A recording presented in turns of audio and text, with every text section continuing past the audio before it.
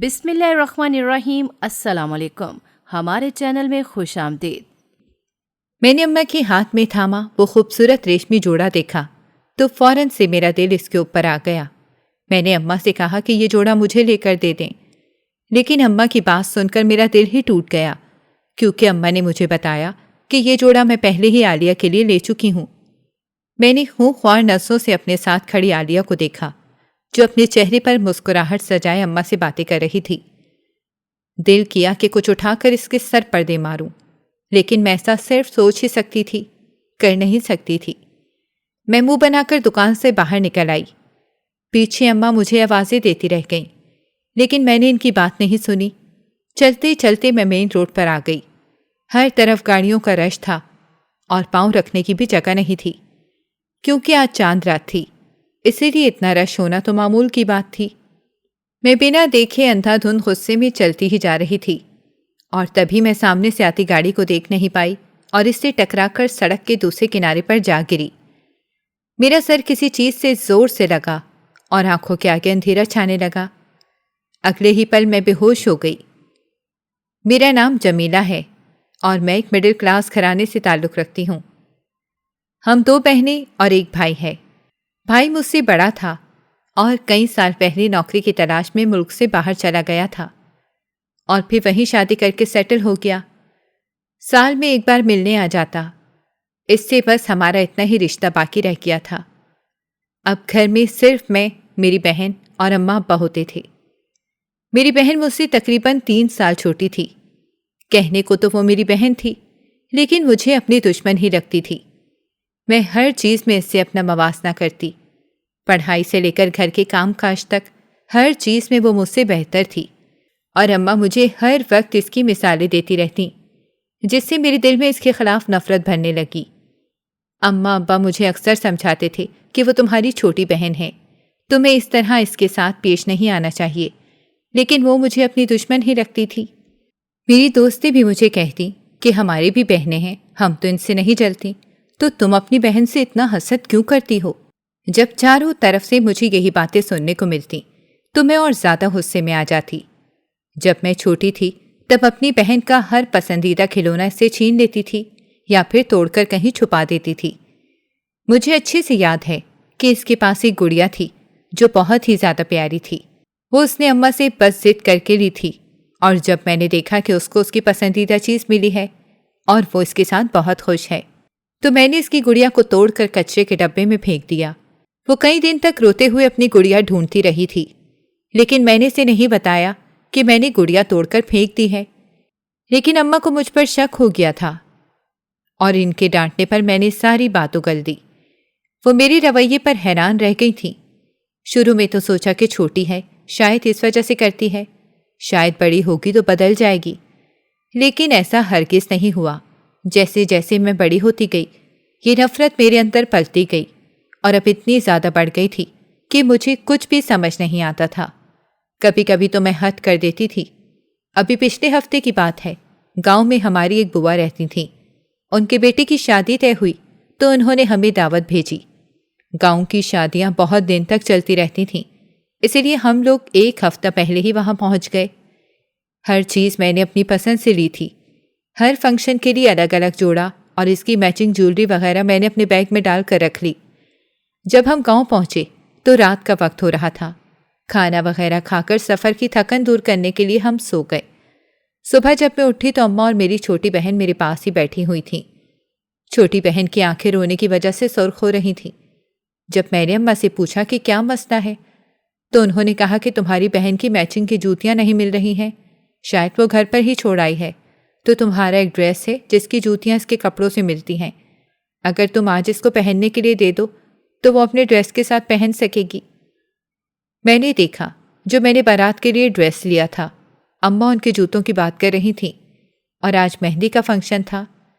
میری بہن کے ڈریس سے میرے جوتے بالکل میچ ہو رہے تھے۔ میں نے فوراً اماں سے کہا کہ ہرگز نہیں، آپ کیا چاہتی ہیں کہ میں اس کی اترن پہنوں؟ یہ میرے جوتے استعمال کر لے گی تو پھر میں بارات کے دن کیا پہنوں گی؟ وہ جوتے میں دوبارہ نہیں پہن سکوں گی۔ ایک چیز میں 2 بار کیوں پہنوں؟ میری ہٹ دھرمی پر اماں حیران ہو گئیں اور بولی وہ تمہاری بہن ہے، ایسی حرکتیں کرنا بند کر دو، ہر چیز میں تم اس کا مقابلہ کرتی ہو۔ بہنیں تو اپنی سب چیزیں ایک دوسرے کو دے دیتی ہیں، تم کیسی ہو؟ اور تم اس سے بڑی بھی ہو۔ میں نے کہا کچھ بھی ہو، اسے اپنی چیز خود لے کر آنی چاہیے تھی، میں اسے اپنی چیز نہیں دوں گی۔ میری بد زبانی پر اماں نے مجھے ایک تھپڑ مارا اور مجھ سے کہا کہ آئندہ تم زبان نہیں چلاؤ گی اور ہر وقت اپنی بہن سے مقابلہ بھی نہیں کرو گی۔ تم اسے جوتے دے رہی ہو یا نہیں دے رہی؟ میں نے کہا میں نہیں دے رہی، کیونکہ مجھے غصہ آ گیا تھا۔ اماں نے مجھ پر ہاتھ اٹھایا تھا۔ ایسا پہلی بار ہو رہا تھا کہ اماں مجھے مار رہی تھی۔ میرے دل میں اپنی بہن کے لیے نفرت مزید بڑھ گئی، کیونکہ اس کی وجہ سے آج اماں نے مجھ پر ہاتھ اٹھایا تھا۔ اماں بولی ٹھیک ہے، اب میں تمہارے باپ سے ہی تمہاری بات کروں گی، اور اب تم مجھے شکل مت دکھانا اپنی۔ ابا سے میں ڈرتی تھی، اسی لیے اماں کی دھمکی سے ڈر گئی، لیکن جوتے پھر بھی میں نے اپنی بہن کو نہیں دیے۔ پھر نہ جانے اماں نے کس کزن سے جوتے لے کر بہن کو دے دیے۔ نہ جانے اماں نے کس کزن سے جوتے لے کر بہن کو دیے، لیکن مجھ سے بات نہیں کی۔ پورے فنکشن میں اماں نے ایک بار بھی مجھ سے کوئی بات نہیں کی، اور اماں کی یہ بے رخی مجھے پریشانی میں مبتلا کر رہی تھی۔ میں جو سوچ کر آئی تھی کہ شادی میں خوب انجوائے کروں گی، وہ سارا مزہ میرا ختم ہو کر رہ گیا تھا، اور اس سب کی ذمہ دار میں اپنی بہن کو ہی ٹھہرا رہی تھی۔ جتنے دن ہم وہاں رہے، ہمارے بیچ کافی زیادہ لڑائیاں ہوئیں۔ میں نے دیکھا کہ خاندان کے لوگ بھی میری بہن کو زیادہ پسند کرتے ہیں۔ میں مزاج کی تیز تھی اور ہر ایک سے بد زبانی کرتی تھی، اسی لیے میرے منہ لگنا کوئی زیادہ پسند نہیں کرتا تھا۔ میری بوا نے مجھے کئی بار سمجھایا کہ ایسا رویہ رکھو گی تو تمہیں آگے زندگی میں کئی مشکلات پیش آئیں گی۔ مجھے بہت برا لگتا کہ سب مجھے نصیحتیں کر رہے ہیں۔ ابا کو جب اس سارے معاملے کا پتہ چلا تو انہوں نے بھی مجھے اچھا خاصا ڈانٹ کر رکھ دیا۔ گھر واپس آنے تک میرا منہ بنا رہا۔ پھر کچھ دن بعد میں نے خود ہی سب سے بات چیت کرنا شروع کر دی، لیکن اپنی بہن سے اب بھی میں کوئی بات نہیں کرتی تھی۔ اماں ہر ممکن کوشش کرتی کہ ہمارے بیچ کا رشتہ ٹھیک ہو جائے، لیکن یہ رشتہ تو تب ٹھیک ہوتا نا جب میں کرنا چاہتی۔ میری بہن تو ہمیشہ غلطی نہ ہوتے ہوئے بھی مجھ سے معافی مانگ لیتی تھی، اور میں بہت ہی غرور سے اپنی گردن اکڑا کر بیٹھ جاتی۔ ایک دن میں نے سنا کہ اماں اور ابا میرے بارے میں ہی بات کر رہے تھے۔ اماں کا کہنا تھا کہ میں اس کے حوالے سے بہت زیادہ پریشان ہوں، نہ جانے یہ کیا کرے گی زندگی میں، اس کے اندر اتنا غرور پتہ نہیں کہاں سے آ گیا ہے، ہم نے اس کی ایسی تربیت تو ہرگز نہیں کی تھی۔ مجھے یوں لگا کہ جیسے اماں ہر وقت میرے اندر خامیاں ہی ڈھونڈتی رہتی ہیں۔ میری بہن مجھ سے زیادہ خوبصورت تھی اور میرا رنگ تھوڑا دبتا ہوا تھا، اور مجھے اس بات کا بہت زیادہ احساس کمتری تھا۔ مجھے تو یہی لگتا تھا کہ لوگ اس سے اس لیے پیار کرتے ہیں کیونکہ وہ دیکھنے میں خوبصورت ہے، اور حقیقت تو یہ تھی کہ میں اس کی خوبصورتی سے حد سے بھی زیادہ جلتی تھی۔ حالانکہ اگر میں اپنی اس جلن اور حسد کو دور رکھ کر سوچتی تو میں اس سے زیادہ پرکشش تھی۔ اس کا صرف رنگ ہی صاف تھا، لیکن میری آنکھیں، میرے بال اور میرے چہرے کی جو چمک تھی وہ اس کے پاس نہیں تھی۔ لیکن میں نے یہ سب چیزیں اپنی حسد میں کہیں پیچھے چھوڑ دیں۔ اسکول کالج میں بھی میری دوستی ایسی ہی لڑکیوں سے ہی ہوتی تھی جو بگڑی ہوئی ہوتی۔ کالج میں میری کئی امیر لڑکیوں سے دوستی تھی۔ میں دیر دیر تک ان کے ساتھ باہر گھومتی پھرتی۔ جب اماں مجھ سے سوال کرتی تو میں جھوٹ بول دیتی کہ میں تو پڑھ رہی تھی، حالانکہ میں پورا وقت ان کے ساتھ کبھی مال کبھی ریسٹورنٹ میں گھومتی رہتی تھی، اور اکثر تو ان کے گھروں میں بھی جاتی۔ کالج کے بہانے میں ان کے ساتھ جگہ جگہ گھومتی تھی، اور میری بہن اس بارے میں اچھے سے جانتی تھی۔ ایک دن عالیہ نے مجھ سے کہا کہ میں اپنی ان حرکتوں سے باز آ جاؤں، ورنہ وہ سب کچھ جا کر اماں کو بتا دے گی۔ میں نے بھی آگے سے کہا کہ ٹھیک ہے، جاؤ بتاؤ، میں بھی دیکھتی ہوں تم کیسے میرے بارے میں کچھ کہتی ہو۔ ابھی میں نے اتنا ہی کہا تھا کہ وہ فوراً سے دروازے کی طرف بڑھی تاکہ باہر جا کر اماں کو بتا دے۔ میں اس کی ہمت دیکھ کر چونک گئی، کیونکہ آج سے پہلے تو وہ کبھی بھی میرے سامنے اتنی بہادر نہیں بنی تھی۔ میں نے فوراً سے اسے دھکا دیا، جس کی وجہ سے وہ سیدھا دروازے سے جا کر ٹکرائی اور دروازے کا کونا اس کے سر پر لگ گیا۔ اس کے حلق سے ایک زوردار چیخ نکلی۔ اماں باہر ہی بیٹھی تھیں۔ اس کی چیخ سن کر فوراً سے بھاگتی ہوئی اندر آئیں اور اسے دروازے سے ٹکرا نیچے گرتا دیکھا تو مجھے بولی، دیکھ کیا رہی ہو، اسے سنبھالو۔ میں گھبرا کر فوراً سے اماں کے ساتھ اسے سنبھالنے لگی۔ ہم نے اسے بیڈ پر رکھا۔ اس کے سر سے خون نکل رہا تھا۔ اماں اتنا گھبرا گئی تھی کہ انہیں کچھ سمجھ نہیں آ رہا تھا۔ میں نے فوراً سے ابا کو فون کیا۔ بے شک میں اس سے نفرت کرتی تھی، لیکن اس کا یہ مطلب نہیں تھا کہ میں اسے کوئی نقصان پہنچانا چاہتی تھی۔ لیکن یہ جو کچھ بھی ہوا تھا اصل میں میری ہی وجہ سے ہوا تھا، اور شاید اب ماں یہ بات جان گئی تھی، اس لیے وہ شک بھری نظروں سے مجھے دیکھ رہی تھی۔ لیکن اس وقت انہوں نے مجھے کچھ نہیں کہا۔ ابا کے آتے ہی فوراً سے لے کر قریبی کلینک چلی گئیں۔ پیچھے میں پریشانی سے بار بار اس کے لیے دعائیں ہی کر رہی تھی۔ مجھے حیرت ہو رہی تھی کہ میری وہ بہن جس سے میں ہمیشہ نفرت کرتی رہی ہوں اور یہی سوچتی رہی ہوں کہ وہ میری زندگی سے چلی جائے، اب اس کے لیے میں بیٹھ کر دعا کر رہی ہوں۔ شاید خون کے رشتے ایسے ہی ہوتے ہیں۔ بہرحال میں نے وہ وقت بہت مشکل سے کاٹا۔ 2 گھنٹے بعد اماں بابا واپس آئے۔ اب اس کے ماتھے پر پٹی بندھی ہوئی تھی۔ میں نے ڈرتے ڈرتے اس سے پوچھا، تم ٹھیک ہو؟ تو اماں نے مجھے ڈانٹ کر پیچھے ہٹا دیا۔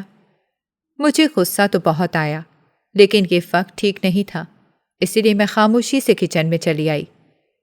اماں مصروف تھیں، اسی لیے اب کھانا مجھے ہی بنانا تھا۔ میں نے فوراً سے کھانا بنانے کے لیے سبزی وغیرہ کاٹنا شروع کر دی، اور دل ہی دل میں سوچ رہی تھی کہ اگر اماں نے اس بارے میں مجھ سے کوئی سوال کر لیا یا اگر انہوں نے مجھے دیکھ لیا اسے دھکا مارتے ہوئے تو میں کیا بہانہ بناؤں گی۔ یہ سوچ مجھے بار بار پریشان کر رہی تھی۔ میں نے کھانا تیار کر کے ماں ابا کو بلایا تو دونوں نے کھانا کھانے سے انکار کر دیا اور مجھے عجیب نظروں سے گھورنے لگے۔ میرا بھی کھانا کھانے کو دل نہیں کر رہا تھا، اسی لیے چپ چاپ جا کر اپنے کمرے میں بیٹھ گئی۔ نہ جانے کب میری آنکھ لگ گئی۔ صبح اٹھی تو اماں نے مجھے کہا کہ مجھے تم سے بات کرنی ہے۔ میں نے کہا کہ کیا بات؟ تو اماں بولی، کل تم نے اپنی بہن کو دھکا دیا تھا نا؟ میرے پاس اور کوئی چارہ نہیں تھا، اسی لیے میں نے سر جھکا دیا۔ پھر اماں سے کہا، مجھ سے غلطی ہو گئی ہے، میں جان بوجھ کر ایسا نہیں کرنا چاہتی تھی۔ اماں بولی، آج کے بعد مجھے اپنی شکل مت دکھانا، کوشش کرنا مجھے کم سے کم نظر آؤ، جلد میں تمہارے لیے کوئی رشتہ دیکھ کر تمہاری شادی کر دوں گی۔ یہ سن کر میں فوراً سے پریشان ہو گئی اور اماں سے کہا کہ اتنی بھی کیا جلدی ہے، اور آپ ایسے اچانک یہ فیصلہ کیوں کر رہی ہیں؟ تو ماں بولی، جتنے دن تو ہمارے ساتھ رہے گی اتنے دن تو اپنی بہن کو تکلیف ہی دیتی رہے گی۔ اب بہتر ہے کہ تو اس گھر سے چلی جا، اور اس سے بہتر اور کوئی راستہ نہیں، ہے۔ اتنا کہہ کر اماں چلی گئیں، اور جیسا انہوں نے کہا کچھ ہی دن بعد میرے لیے رشتے ڈھونڈنا شروع کر دیے۔ بالکل ہی تپ کر رہ گئی تھیں۔ کچھ دن پہلے جو اپنی بہن کے لیے ہمدردی محسوس کر رہی تھی، اب وہ نفرت میں دوبارہ سے بدلنے لگ گئی تھی۔ میں نے اس سے بات کی اور کہا کہ اماں سے کہو کہ میں نے ایسا کچھ نہیں کیا ہے، وہ زبردستی میری شادی کرنے کی تیاری کر رہی ہیں۔ تو بہن نے بھی مجھ سے کوئی بات نہیں کی کہ گھر میں کوئی میری بات نہیں سن رہا تھا۔ یوں لگ رہا تھا جیسے میں اس گھر کا حصہ ہی نہیں ہوں۔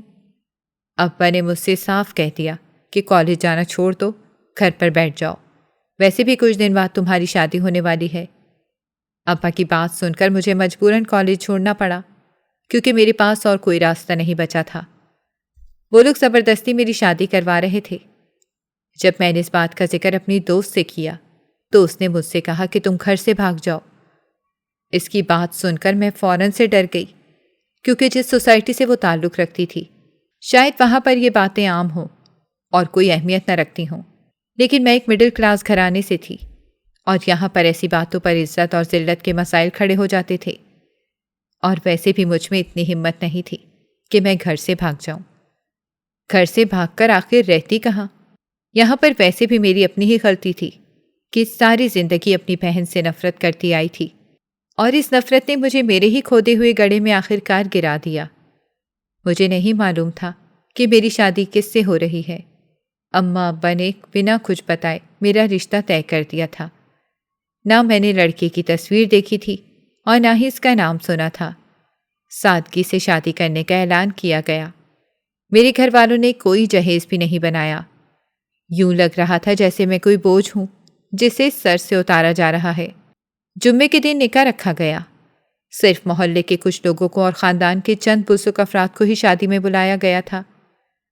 اماں نے محلے کی ایک لڑکی کو گھر پر بلوایا اور اس سے کہا کہ اسے دلہن کی طرح تیار کر دو۔ تو میرا دل کر رہا تھا کہ سب کچھ پھینک دوں اور زور زور سے چلاؤں، لیکن یہاں پر میرے ساتھ کھڑے ہونے والا کوئی بھی نہیں تھا۔ مجھے لگ رہا تھا کہ اس سب کی ذمہ دار بھی میری بہن ہے۔ اگر میں عقل مند ہوتی تو اب تک عقل پکڑ چکی ہوتی، لیکن اب بھی حسد میں ایسے جل رہی تھی کہ تباہی کے دہانے پر کھڑی ہو کر بھی بہن سے نفرت کا سوچ رہی تھی۔ دوپہر ہونے والی تھی۔ لڑکی نے مجھے تیار کیا اور خود چلی گئی۔ کچھ دیر بعد اماں میرے کمرے میں آئیں اور مجھ سے کہا کہ چادر لے کر باہر آ جاؤ، مولوی صاحب نکاح پڑھانے کے لیے آ رہے ہیں۔ ابا جمعے کی نماز پڑھنے گئے تھے تو وہیں سے واپسی پر مولوی صاحب کو اپنے ساتھ لے آئے۔ گھر میں مہمان جمع ہو گئے۔ نکاح کے وقت جب قبولیت کا وقت آیا تو میرا دل کیا کہ میں منع کر دوں، لیکن مجھے گھر پر رکھنے کو کوئی تیار نہیں تھا، تو منع کس لیے کرتی؟ میں نے ہاں کر دی۔ نکاح کے بعد اماں مجھے اندر واپس لے گئیں۔ میں اپنے کمرے میں چپ چاپ بیٹھی نہ جانے کن سوچوں میں گم تھی۔ محلے کی عورتیں آتی اور مجھے مبارکباد دے کر چلی جاتی۔ اماں مجھ سے بالکل بھی بات نہیں کر رہی تھیں، حالانکہ کچھ وقت بعد ہی میری رخصتی ہونے والی تھی۔ میرا دل کیا کہ اماں آ کر مجھ سے کچھ تو بولیں، لیکن انہوں نے مجھ سے بالکل بھی بات نہیں کی۔ میری بہن بھی چپ چاپ تھی اور ابا بھی۔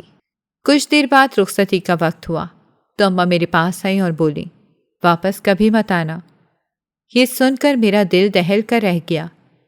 ابا نے بھی میرے سر پر ہاتھ نہیں رکھا اور چپ چاپ مجھے میرے شوہر اور اس کے گھر والوں کے ساتھ رخصت کر دیا۔ رخصتی کے وقت میرے سر پر چادر تھی، جس کی وجہ سے میں اپنے شوہر کو نہیں دیکھ سکی، لیکن بارات کے ساتھ آئی عورتوں کی سرگوشیاں اڑتی پڑتی میرے کان میں پڑ گئی تھیں۔ ان میں سے ایک عورت کہہ رہی تھی کہ شادی لڑکے کی مرضی سے نہیں ہو رہی۔ یہ سن کر مجھے عجیب سی خوشی بھی محسوس ہوئی کہ چلو میں بھی راضی نہیں ہوں اور لڑکا بھی راضی نہیں ہے تو یہ شادی زیادہ دنوں تک نہیں چل پائے گی، لیکن مجھے اندازہ نہیں تھا کہ آنے والے وقت میں کیا ہونے والا ہے، اور میں خود ہی اس شادی کو آگے چلانے کی ہر ممکن کوشش کرنے لگوں گی۔ ابھی تک کی میری کہانی سن کر شاید آپ کو یہ لگ رہا ہو کہ مجھ میں شادی کے بعد اور ماں باپ کی ناراضگی کے بعد بدلاؤ آ گیا ہوگا۔ ارے ایسا کچھ بھی نہیں ہے۔ میں شاید کبھی ٹھیک ہونا ہی نہیں چاہتی۔ زندگی میں جتنی بھی ٹھوکریں لگ جائیں تب بھی نہیں۔ مجھے بس ہمیشہ دوسروں سے الگ دکھنا پسند ہے۔ میں چاہتی ہوں کہ میں جہاں پر بیٹھوں لوگ میری تعریفیں کریں، میرے علاوہ کسی اور کی تعریف نہ کی جائے۔ میں نہ جانے خود کو کیا سمجھتی ہوں، جیسے کوئی فلم کی ہیروئن ہوں۔ رخصتی کے بعد مجھے جس گھر میں لایا گیا وہ 2 منزلہ گھر تھا۔ ابھی تک اپنے سسرال میں کسی کو بھی نہیں جانتی تھی، نہ کسی سے میری کوئی خاص بات چیت ہوئی تھی۔ سب کچھ اماں ابا نے ہی طے کیا تھا۔ یہاں آ کر مجھے پتا چلا کہ میری 2 نندیں ہیں اور دونوں ہی شادی شدہ ہیں اور دوسرے شہر میں رہتی ہیں۔ بہت ہی کم ان کا گھر پر آنا جانا رہتا ہے، اور ساس کافی نیک خاتون ہیں۔ ان کے رویے کی سب تعریفیں کر رہے تھے۔ مطلب یہ تھا کہ مجھے ظالم ساس کے روپ میں کوئی عورت نہیں ملنے والی تھی اور نہ ہی نندوں کا کوئی جھنجھٹ تھا۔ میں اپنی مرضی سے اس گھر میں راج کر سکتی تھی۔ یہ پہلی چیز تھی جو مجھے شادی میں کافی پسند آئی۔ چونکہ رخصتی دوپہر کو ہوئی تھی، اسی لیے مہمان کافی دیر تک گھر پر بیٹھے رہے اور مجھے بھی مجبوراً ان کے سامنے بیٹھا رہنا پڑا۔ شام کے وقت میری نندیں مجھے کمرے میں لے گئیں۔ میں نے اب تک اپنے شوہر کو نہیں دیکھا تھا۔ اس سارے وقت میں وہ ایک بار بھی میرے پاس آ کر نہیں بیٹھا۔ یہ بات مجھے کافی عجیب لگی۔ اتنا تو مجھے سمجھ آ گئی تھی کہ یہ شادی ان کی مرضی کے بنا ہوئی ہے، لیکن مجھے اب تک یہ بات کنفرم نہیں تھی، کیونکہ کچھ عورتوں سے ہی میں نے یہ بات سنی تھی، اور شادی میں تو ایسی کئی باتیں لوگ کرتے ہی رہتے ہیں، شاید کوئی افواہ ہوگی۔ یہ سب کہتے ہوئے میں نے اپنے دل کو تسلی دی اور خاموشی سے بستر پر بیٹھ کر شوہر کا انتظار کرنے لگی۔ لیکن کافی دیر گزر گئی، کوئی اندر نہیں آیا، یہاں تک کہ میں تھک ہار کر وہیں پر سو گئی۔ رات کو تقریباً 11-12 بجے کا وقت ہوگا جب مجھے کسی نے جگایا۔ مجھے لگا شاید میرا شوہر ہو، اس لیے میں فوراً سے سیدھی ہو کر بیٹھ گئی، لیکن یہ دیکھ کر میرا منہ تر گیا کہ سامنے میری نند کھڑی تھی۔ مجھ سے کہنے لگی، بھابھی آپ اٹھ کر اپنے کپڑے وغیرہ چینج کر لیں، میں آپ کو کھانا لا دیتی ہوں۔ بھائی پتہ نہیں کب تک آئیں گے، وہ اپنے دوستوں کے ساتھ کہیں گئے ہوئے ہیں۔ میں نے اس سے کوئی سوال نہیں کیا، کیونکہ ابھی چند گھنٹے ہی تو ہوئے تھے رشتہ بنے ہوئے۔ یوں سوال کرنا شاید عجیب لگتا۔ میں منہ بنا کر اٹھ کر کپڑے چینج کرنے لگی۔ تھوڑی دیر بعد اس نے مجھے کھانا لا کر دے دیا۔ بھوک تو مجھے کافی دیر سے لگی تھی، لیکن میں خاموش تھی۔ کھانا دیکھا تو میری بھوک چمک اٹھی۔ فٹافٹ میں کھانا کھانے لگی۔ کھانے سے فارغ ہو کر میری نظر گھڑی پر ٹک گئی۔ اتنا وقت ہو گیا تھا، لیکن میرا شوہر اب تک نہیں آیا تھا۔ مجھے صرف اس کا نام ہی پتا تھا اور اس سے زیادہ کچھ نہیں۔ صرف اتنا جانتی تھی کہ عمران نام کا ایک شخص ہے جس کے ساتھ کچھ گھنٹوں پہلے میرا نکاح ہوا ہے۔ نہ تو میں نے اس شخص کی کوئی تصویر دیکھی تھی اور نہ ہی اسے اپنے سامنے دیکھا تھا۔ اس کمرے میں بھی اس کی کوئی تصویر نہیں موجود تھی۔ مجھے یہ سب بہت عجیب لگ رہا تھا اور اب تو مجھے غصہ بھی آ رہا تھا۔ میرے گھر میں سے بھی کسی نے مجھے فون نہیں کیا۔ میں موبائل اٹھا کر گیم کھیلنے لگ گئی، شاید ٹائم پاس ہو جائے۔ اسی وقت میری دوست کی کال آ گئی۔ میں نے فوراً سے اٹھائی اور شکر کیا کہ چلو کسی نے تو کال کی، ایسے میرا وقت اچھا کٹ جائے گا۔ وہ مجھ سے پوچھنے لگی کہ تمہارا شوہر کیسا ہے، تمہارے ساتھ کیسے پیش آیا؟ میں اب اسے کیا بتاتی کہ اس کے لیے میں نے اسے صاف صاف کہہ دیا کہ میں نے اب تک اسے دیکھا ہی نہیں ہے۔ کتنی دیر ہو گئی ہماری رخصتی کو اور اس وقت تک مجھے نظر نہیں آیا، نہ جانے کہاں پر ہیں۔ میں نے اسے یہ بھی بتایا کہ عورتیں وہاں پر ایسی باتیں کر رہی تھیں۔ میں نے اپنی دوستوں میں سے کسی کو بھی اپنی شادی میں نہیں بلایا تھا، کیونکہ میں جانتی تھی کہ میری اماں میری ایسی دوستوں کو بالکل بھی پسند نہیں کریں گی۔ ان کا غصہ مزید بڑھ جاتا، اس لیے بہتر تھا کہ میں کسی کو بھی انوائٹ نہ کروں۔ تقریباً 1 گھنٹہ میں نے اپنی دوست سے بات کی۔ اس کے بعد وقت تھا کہ گزر ہی نہیں رہا تھا۔ شام کو جو میں سو گئی تھی تو اب مجھے نیند بھی نہیں آ رہی تھی۔ میں پھر سے موبائل پر لگ گئی، لیکن آخر کتنی دیر تک ایسا کر سکتی تھی؟ پھر اٹھ کر ادھر ادھر ٹہلنے لگ گئی۔ کچھ سمجھ نہیں آ رہا تھا کہ کیا کروں۔ میرا غصہ ہر گزرتے لمحے کے ساتھ بڑھتا ہی جا رہا تھا، لیکن آج میرا پہلا دن تھا، اس لیے مجھے خود کو قابو کر کے رکھنا تھا۔ یہ نہ ہو کہ میرے ماں باپ کی طرح یہ لوگ بھی مجھ سے تنگ آ جائیں۔ پوری رات ایسے ہی گزر گئی۔ تقریباً 2 بجے کے قریب ہی دروازہ کھٹکا تو میں نے مڑ کر دیکھا اور اپنی جگہ پر جم کر ہی رہ گئی۔ دروازہ کھول کر اندر آنے والا کوئی اور نہیں، میرا اپنا شوہر ہی تھا۔ لیکن میں نے سوچا نہیں تھا کہ اتنی خوبصورت انسان سے میری شادی ہو گئی۔ وہ دیکھنے میں انتہائی ہینڈسم تھا، کوئی بھی لڑکی اس پر فدا ہو سکتی تھی، اور میں تو اس کی بیوی تھی۔ چند پل تک تو میں اپنی جگہ سے ہل بھی نہیں سکی، لیکن میری قسمت، اس نے مجھے ایک بار بھی نظر اٹھا کر نہیں دیکھا۔ میں جو یہ سوچ رہی تھی کہ وہ آ کر اپنے رویے کی معافی مانگے گا اور دیر سے آنے پر معذرت کرے گا، ایسا کچھ بھی نہیں ہوا تھا۔ اس نے بنا میری طرف دیکھے لائٹ آف کی اور جا کر صوفے پر لیٹ گیا۔ اگلی صبح وہ مجھ سے پہلے اٹھ کر کمرے سے جا چکا تھا۔ ناشتے کی میز پر بھی مجھے کہیں نظر نہیں آیا۔ گھر والوں نے بھی کچھ نہیں بتایا۔ میں چپ چاپ ناشتہ کرنے لگی۔ سب کچھ بہت ہی عجیب لگ رہا تھا، اور پھر یہ روزانہ ہونے لگا۔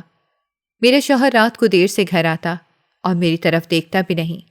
اس کا رویہ مجھے پریشان کرنے لگا تھا، اور مجھے اذیت بھی پہنچتی تھی کہ وہ مجھے ٹھکرا رہا ہے۔ میں روز خوب تیار ہوتی اور خوبصورت خوبصورت جوڑے پہن کر اس کے پاس جاتی، لیکن کوئی فائدہ نہیں ہوتا۔ وہ مجھ سے بات کرنا تو دور کی بات، کبھی دیکھتا تک نہیں تھا۔ شاید اسے میرا نام بھی نہیں پتا تھا۔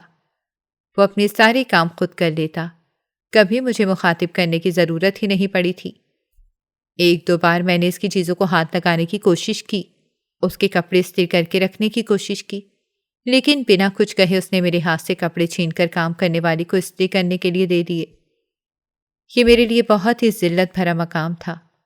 اب مجھے اس انجان لڑکی سے نفرت ہونے لگی تھی جس سے میرا شوہر محبت کرتا تھا۔ مجھے آہستہ آہستہ یہ بات پتہ چلی کہ گھر والوں نے اس کی شادی زبردستی کی ہے۔ جس لڑکی سے وہ محبت کرتا تھا وہ بہت ہی غریب تھی، اور اسی وجہ سے میرے شوہر کے گھر والوں نے اس کی وہاں شادی نہیں کروائی۔ مجھے نہیں پتا تھا کہ اب بھی میرا شوہر اس سے رابطے میں ہے یا نہیں، لیکن ایک دن میں نے اپنے شوہر کی کزن کے ساتھ مل کر اس لڑکی کا پتہ لگا ہی لیا۔ ایک دن میں نے اپنی ساس سے کہا کہ میں اپنے ماں باپ سے ملنے جا رہی ہوں۔ جب سے شادی ہوئی ہے اب تک وہاں نہیں گئی۔ ساس بولی ٹھیک ہے۔ میں نے اپنے شوہر کی کزن کو ساتھ لیا اور اس لڑکی کے گھر کی طرف چل پڑی۔ ہم وہاں گئے تو پتہ چلا کہ وہ شادی شدہ ہے۔ مجھے تو یہ سن کر اور بھی غصہ آیا کہ ایک شادی شدہ لڑکی کے لیے میرا شوہر مجھ سے بات نہیں کرتا اور میری طرف نہیں دیکھتا۔ میں نے زور زور سے دروازہ بجایا تو اس کے شوہر نے دروازہ کھولا۔ مجھ سے پوچھنے لگا کہ تم کون ہو؟ میں نے غصے سے اسے دھکا دے کر سائڈ پر ہٹایا اور کہا کہ مجھے تمہاری بیوی سے ملنا ہے۔ سامنے اس کی بیوی شاید کچن میں کام کر رہی تھی، باہر آئی تو مجھے دیکھ کر کہنے لگی، آپ کون ہیں اور اس طرح ہمارے گھر میں کیوں گھس آئی ہیں؟ میں نے زوردار تھپڑ اس کے منہ پر مارا اور کہا کہ مجھ سے پوچھ رہی ہو کہ میں کون ہوں؟ تم نے ایک عرصے سے میرے شوہر کو پھنسا رکھا ہے، یہاں تک کہ اس کی شادی ہو گئی پھر بھی اس کا پیچھا نہیں چھوڑ رہی، اور خود تم بھی شادی شدہ ہی ہو۔ پھر میں نے اس کے شوہر کے سامنے اس کے اوپر کئی الزامات لگائے۔ میری باتوں کو سن کر اس کے شوہر کو شدید غصہ چڑھا اور غصے میں ہی اس نے میری باتوں کو سچ مانا اور اسے طلاق دے دی۔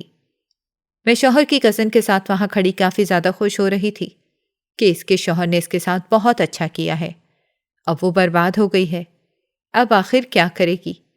میں خوشی خوشی وہاں سے باہر نکل آئی۔ یہ نہیں جانتی تھی کہ ایک معصوم کی زندگی تباہ و برباد کر چکی ہوں اور کسی پر بے بنیاد اتنا سنگین الزام لگایا ہے۔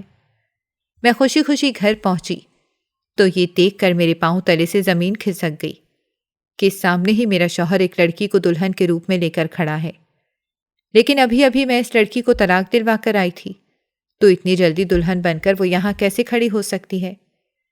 مجھے شدید حیرت کا جھٹکا لگا۔ میں نے فوراً سے قریب جا کر اس لڑکی کا گھونگھٹ الٹایا تو یوں لگا جیسے میرا دل اچھل کر حلق میں آ گیا ہو۔ میں کچھ بول نہیں پا رہی تھی، میرے ہونٹ کانپ رہے تھے اور سانس بند ہو رہی تھی۔ میرے شوہر نے میری حالت کو نظر انداز کیا اور مجھ سے کہا کہ یہ وہ لڑکی ہے جس سے میں نے محبت کی ہے اور یہی میری بیوی ہے، میں تمہیں جلد طلاق دے دوں گا۔ میرے گھر والوں نے میرے ساتھ زبردستی کی اور کہا کہ تم سے شادی کروں۔ ان کے مجبور کرنے پر میں نے تم سے شادی تو کر لی، سوچا تھا کہ تمہیں آرام سے سمجھاؤں گا، لیکن تمہارے رویے اور تمہاری حرکتوں سے مجھے یہ سمجھ آ گئی کہ تم ایسی لڑکی نہیں ہو جسے تمیز سے کوئی چیز سمجھائی جائے۔ میں نے سنا تھا کہ تمہاری بھی شادی میں مرضی نہیں ہے، لیکن تم جو اپنی بہن سے نفرت کرتی تھی، اپنے مطلب کے لیے میرے ساتھ کیا کرو گی؟ میں یہ سوچ بھی نہیں سکتا۔ اس لیے میں نے فیصلہ کیا کہ میں تمہیں طلاق دوں اور اپنی من پسند لڑکی سے شادی کر لوں۔ یہ کہہ کر وہ لڑکی کو لے کر اوپر چلا گیا، لیکن میری پیچھے زبان ہی نہیں کھل پا رہی تھی کیونکہ میں اس لڑکی کو اچھے سے پہچانتی تھی۔ وہ لڑکی میری بہن عالیہ کی بچپن کی دوست رافیہ تھی۔ انتہائی غریب لوگ تھے، اسی لیے میں نے کبھی اس سے بات کرنا بھی پسند نہیں کیا۔ میں ہمیشہ اپنی بہن کے سامنے ان کا مذاق اڑاتی تھی کہ کیسے غریب غریب لڑکیوں سے تم نے دوستی کر رکھی ہے۔ میری باتیں سن کر میری بہن مجھ سے کہتی تھی کہ مذاق مت اڑاؤ ورنہ ایک دن تمہارا ہی مذاق بن جائے گا، اور وہ شاید اس نے سچ ہی کہا تھا۔ آج میرا خود کا مذاق بن گیا تھا۔ میں نے اپنی ساس کی طرف دیکھا، وہ چپ چاپ بیٹھی تھیں اور کچھ بھی نہیں بول رہی تھیں۔ میں نے ان سے کہا کہ آپ تو کچھ کہیں نا، آخر آپ لوگ مجھے اپنی بہو اپنی مرضی سے بنا کر لائے تھے۔ لیکن ساس نے کہا کہ میں نے پہلے ہی اپنے بیٹے کے ساتھ زیادتی کی ہے، کاش میں اس کی بات پہلے مان لیتی۔ وہ تمہارے ساتھ ایک دن بھی خوش نہیں رہا، اور تم نے جو کچھ اپنی بہن کے ساتھ کیا اور اپنے رشتوں کے ساتھ کرتی آئی ہو، یہ مجھے نہیں پتا تھا۔ اب تم خود ہی سنبھالو سب کچھ۔ ان کے یوں اچانک سے پیچھے ہٹ جانے پر میں پریشان ہو گئی۔ اب میں کیا کروں گی اور کس سے مدد مانگوں گی؟ کیونکہ میں اچھے سے جانتی تھی کہ اس گھر میں میری ساس کے علاوہ میری کوئی مدد نہیں کر سکتا تھا۔ میں نے فوراً سے اماں کو فون کیا۔ شادی کے بعد آج پہلی بار اماں نے میرا فون اٹھایا تھا۔ روکھے سے انداز میں مجھ سے پوچھنے لگیں، کیا ہوا ہے؟ میں نے کہا، آپ کی بیٹی نے میری زندگی تباہ کر دی، نہ جانے اس کا منحوس سایہ کب میرا پیچھا چھوڑے گا۔ اماں بولی، تو اب بھی نہیں سدھر رہی ہے۔ جب سے تیری شادی ہوئی ہے ہم نے تیرے سے کوئی بھی رابطہ نہیں کیا، تو اب تو کیوں اپنی بہن کو الزام دے رہی ہے؟ کیا مسئلہ ہے؟ تو میں نے جواب میں اماں کو بتایا کہ میرا شوہر مجھے پسند نہیں کرتا اور یہ شادی اس کی مرضی سے نہیں ہوئی تھی، اس کے گھر والوں نے زبردستی کی، اور جس لڑکی کو وہ پسند کرتا ہے آج اسے دلہن بنا کر میرے سر پر سوتن کی صورت میں لے آیا ہے۔ اور آپ جانتی ہیں کہ وہ لڑکی کون ہے؟ آپ کی چہیتی بیٹی عالیہ کی دوست۔ یہ سن کر اماں فوراً سے پریشان ہو گئیں اور بولیں، تو نے مجھے پہلے کیوں نہیں بتایا؟ میں نہیں جانتی تھی کہ اس رشتے میں لڑکی کی مرضی شامل نہیں ہے۔ میں نے کہا رشتے میں تو میری مرضی بھی شامل نہیں تھی، لیکن میں نے اس رشتے کو قبول کرنے کا فیصلہ کیا۔ لیکن اتنی کوششوں کے باوجود بھی میرا شوہر میری طرف دیکھتا بھی نہیں ہے، کیونکہ اس کے دل میں نہیں ہوں بلکہ کوئی اور ہے، اور اب وہ صرف اس کے دل میں نہیں، اس کے گھر میں بھی آ گئی ہے۔ اب میں کیا کروں گی؟ میری کوئی جگہ نہیں ہوگی، یہاں تک کہ میری ساس بھی میری مدد کرنے کے لیے تیار نہیں ہے۔ اس کا کہنا ہے کہ میں اپنے شوہر کو خوش نہیں رکھ سکی۔ اب بتائیں میں کیا کروں؟ میں اب ایک سیکنڈ بھی یہاں پر نہیں رہوں گی۔ اماں نے پھر سے مجھ پر الزام لگانا شروع کر دیا اور مجھے ہی کہا کہ تم اس سب کی ذمہ دار ہو۔ اماں کی اس عادت سے میں تنگ آ گئی تھی۔ اس کہانی میں جہاں میں غلطی پر تھی، اماں بھی اتنی ہی غلط تھیں۔